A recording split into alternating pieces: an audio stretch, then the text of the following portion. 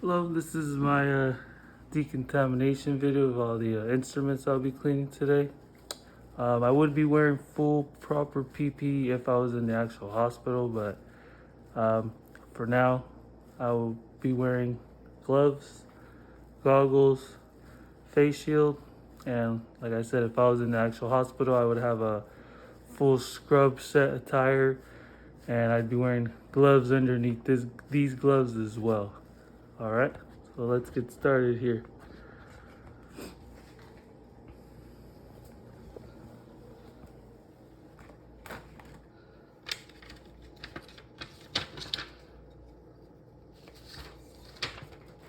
So I will be cleaning these instruments here.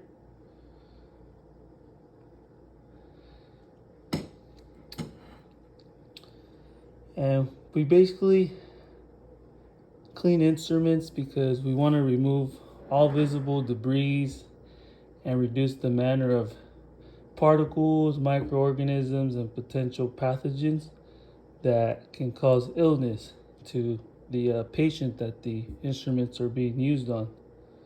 Um, Things like fat, tissue, other things need to be removed thoroughly from these. So what I'm going to do now is first I would place the instruments here.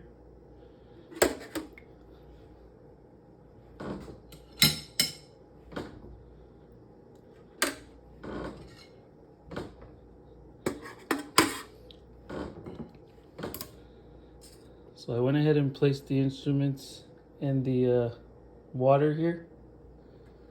And the water needs to be at least 27 to 44 degrees Celsius or 80 to 110 degrees Fahrenheit. I would be doing a cold water rinse, and then I would soak them in enzymatic agents. There's two ways to clean instruments. Obviously, I'm going to do it the manual way, which is by hand, but you could also do it mechanically as well.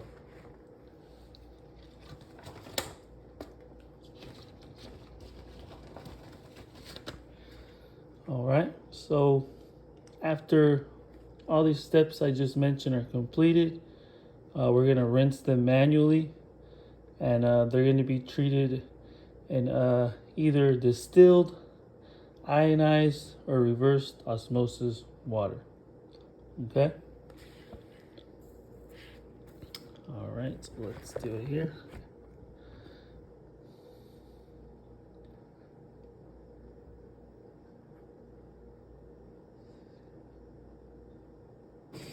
And what I'm gonna do is I'm gonna keep the instruments in a wide position, which is gonna allow me to be able to clean the hinge and the box lock areas completely and accurately. So I'm trying to do this here with one hand. So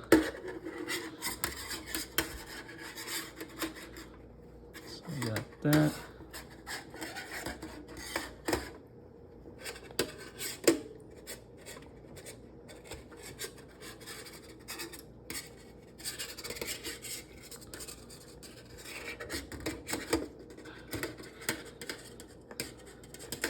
Just gonna remove.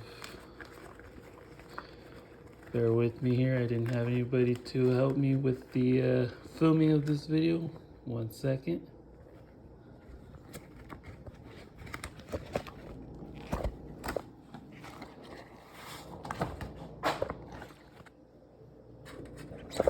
Obviously, I'd be wearing gloves, but like I said, I don't have somebody else here to hold this camera for me. Just doing the best I can.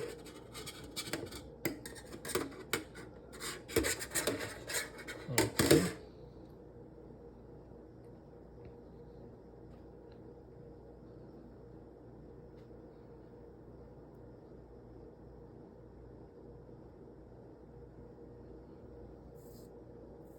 So now what we want to do is we're going to use a brush and a scrub. And when we're brushing the instruments, you want to go in the direction of the actual grain. The reason for that is you don't want to damage the instrument, so you want to go in the direction of the grain. So you do this here, and like I said, bear with me here. And obviously it would be you'd have one instrument here and the other ones would be waiting. So you just want to go against the grain, and you want to do this while the instrument is underneath the water and not outside of the water. The reason for that is you don't want to create any aerosols that go into the air if you were to be cleaning it outside of the water. That's why it's better to clean it underneath gently and get everything off. That way you don't get any, like I said, any aerosols that are outside of the water. And you just want to do it gently, like so.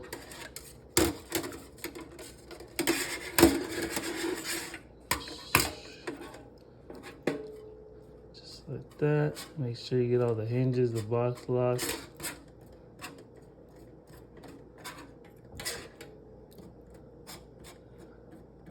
And like I said, I'd be wearing gloves for this, obviously, but since it's just me here.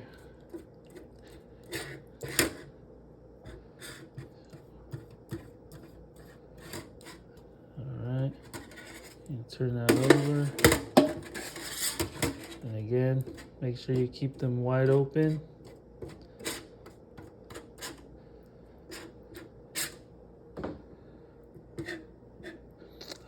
The solutions that I would have in here would be either enzymatic detergent, and I would make sure aside from the water temperature, that the correct pH level of the water was at the correct specifications of the instruments that I'd be cleaning as well.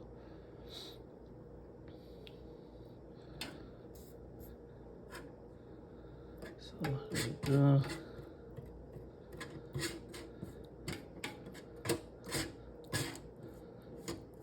Just like so. And you want to be careful as possible. Like I said, you want to clean them inside of the water. Turn that over there.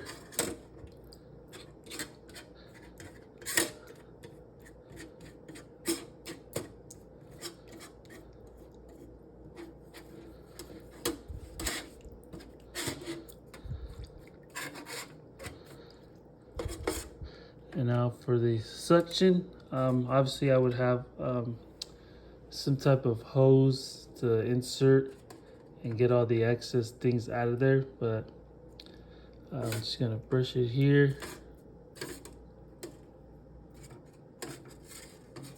So I would have some type of pressurized hose to be able to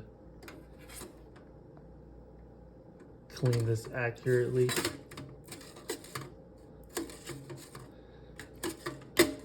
Do it like so.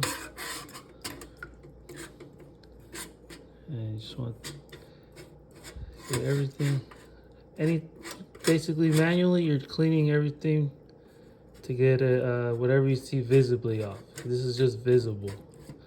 Obviously, if you do it mechanically, it's gonna get areas that we can't see. But we're doing it manually. So we're cleaning everything that we're able to see visibly.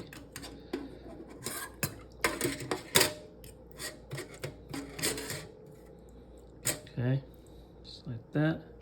And then we have our sponge too, so we use our sponge as well underwater, clean it.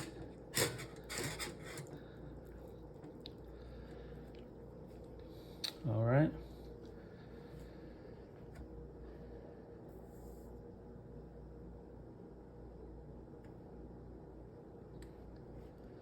We clean our instruments there.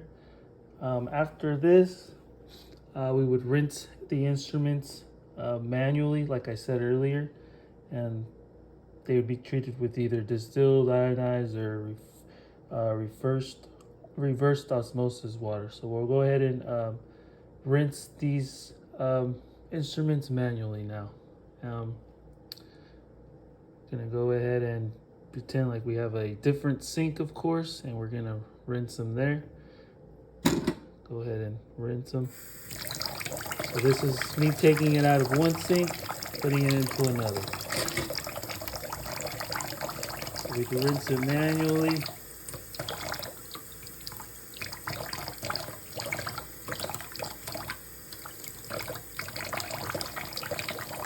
Put it to the side. Grab another one. And like you said, you still have stuff on there. So go ahead and brush that off.